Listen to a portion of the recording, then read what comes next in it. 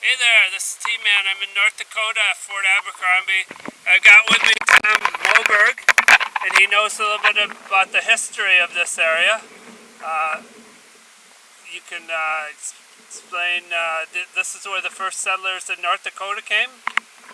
This fort was built in 1858. This was the frontier, the western frontier in the pre-Civil War days. And this was the main entry point into the Dakotas at that point.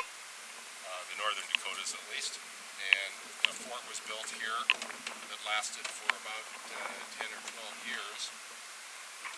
Everybody heading west would come typically out of St. Paul up to this area, and then on to the Montana gold fields, or on to farms in North Dakota, or on to forts in later years further west of here.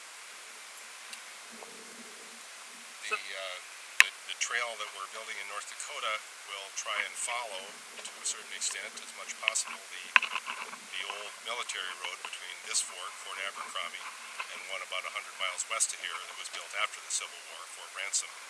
So at one time, this was like one of the most bustling places,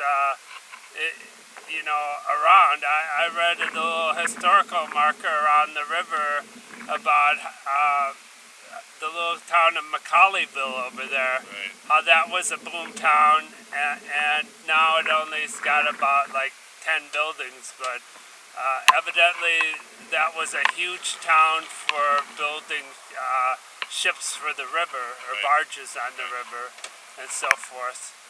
Yeah, the river flows north, as far upstream as the riverboats could go, and they would haul agricultural supplies and produce and so on to Winnipeg from up here. During the Civil War, this fort was actually under siege by the Sioux Indians for about a month during the 1862 Sioux Uprising, and that was the only time there was really ever any action here. It's now been restored. It's a state historical site in North Dakota. It's a lot of visitors every summer, and is going to be our eastern terminus for the North Country National Scenic Trail.